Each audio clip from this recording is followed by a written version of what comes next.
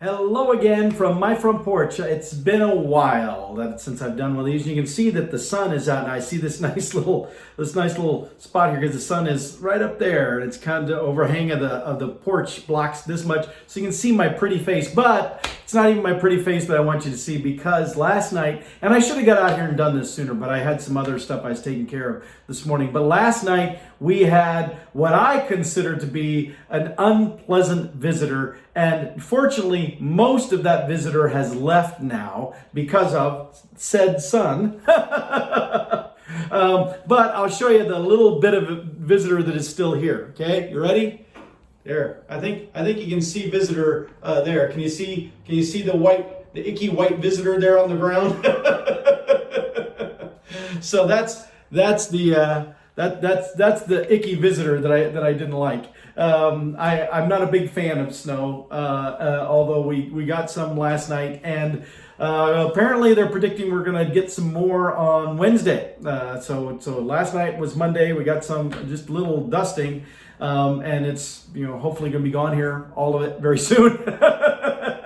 But then they're saying tomorrow that we may get some more, another 1 to 2 inches, although earlier models said 3 to 5 inches here in this area. And I do find myself, still questioning, why am I still here? when I had the opportunity to already be living in Florida now. Why am I not already there? Why am I still here?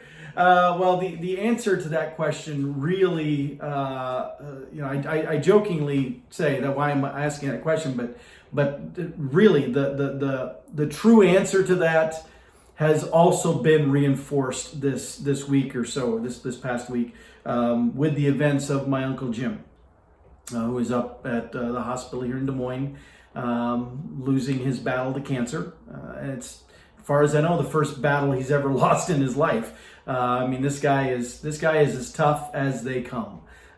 Seriously, I'm not exaggerating. I joke that he's our Chuck Norris of the family, but I was there last night, and the nurses came in 4 times. Different nurses came in 4 times trying to put a new IV into his arm, and they were having trouble with it because his skin is so tough and so firm, and so that I joked they had armadillo skin. And they're like, yeah, it kind of is. They literally had to call in the life flight paramedics who deal with this kind of stuff all the time. They called them in. 2 of the life flight people came in to finally get it put into a vein and get it installed. That's because the nurses were not able to do it. They needed the life flight.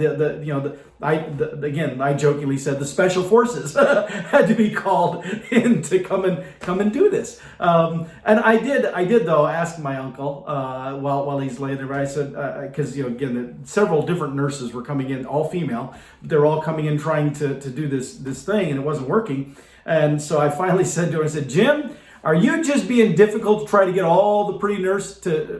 No, how do you say it? Are you just being difficult to try to get as many of the pretty nurses as possible to come in here? And he just looked at me, his eyes opened a bit, and he went, every one of them.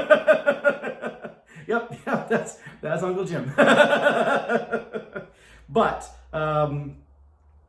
he is deteriorating, and reality is he likely has days, not even weeks. And so, family's spending as much time with him as they can. And, there's a lot of decisions that are still needing to be made. And, that all continues on. But, I go there to the hospital and I sit with him. I hold his hand a bit, talk to him a little bit. Mostly I just observe, and I'm just there with the family. And honestly, some of the role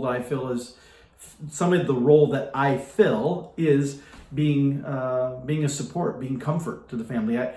Not to say it boastfully, but in some degree, I think within my family, I fill sort of the family resident pastoral kind of role, and I'm okay with that. I'm honored that members of my family would even see me that way or entrust me with that kind of dialogue. But in this particular case, a big part of my role has been there to show support for what is happening, and to be someone there to help. As emotions may overwhelm, to be someone that can bring in the logical voice, and kind of guide things in that way, I guess. But what I'm getting at is, I feel like I am useful when I'm there, and I feel like I'm able to keep track of what's going on when I'm there. I can't imagine how disconnected and frustrated I would feel had I moved to Florida already and then this happened, because there's no way I would have been on a plane and spending all this time back here, and so but my office is in my home here, so I can work, and then I can also slip away and go to the hospital, which literally is, there's 6th Street goes by my house over here. I literally get on 6th Street, take it straight on down, and it takes me right to the hospital. It's easy access for me in that sense, and so I try to take advantage of that as much as I can. The reality though is, if I was in Florida, I'd feel very bad. I'd probably feel horrible, because I would feel like I wasn't being there for my family, not just my uncle, but my mom, his sister, and my extended family as well. And then you add to that the fact that my Uncle Jim is my mom's last living direct relative. She has some cousins that live way up in Esterville, farther to the north, and here in Iowa.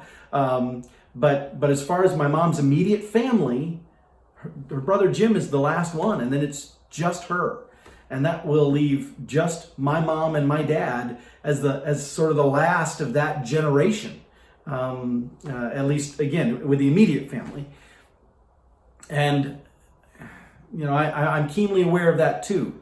And that also factors into why I'm not in a hurry to want to move, because, my parents are not in the best of health either. They have their problems. And the idea of being in Florida and getting a phone call or a text message saying that my mom or my dad has, had something happen, that they're in the hospital, and you probably need to get here quick, whatever.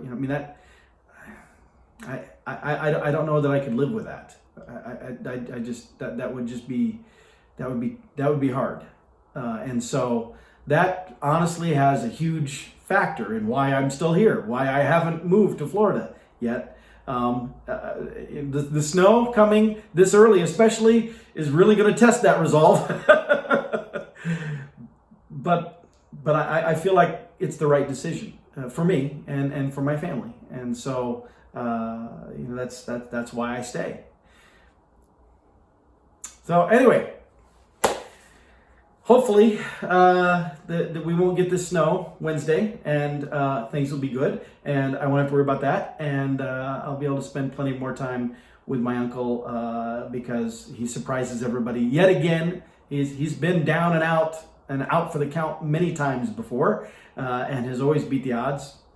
Who knows? If anybody could do it, I would imagine Jim can.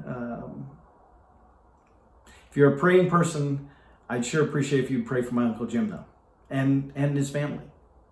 We all could use it. All right, with that, and facing the melting snow and celebrating that a little bit, but also needing to get back to work, I'll see y'all next time from my front porch.